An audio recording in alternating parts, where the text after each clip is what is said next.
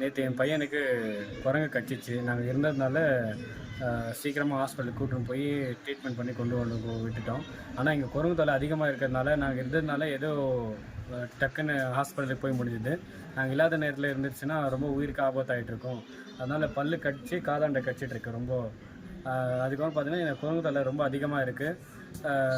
ஒரு போன மாதம் கூட ஒரு ரம்ஜான் டைமில் ஒரு பூமாக்கு ஒரு 60-70 வயசு இருக்கும். அந்த பூமாக்கு கடிச்சிச்சு. அது கொஞ்ச நாளில் அவங்க இறந்துட்டாங்க.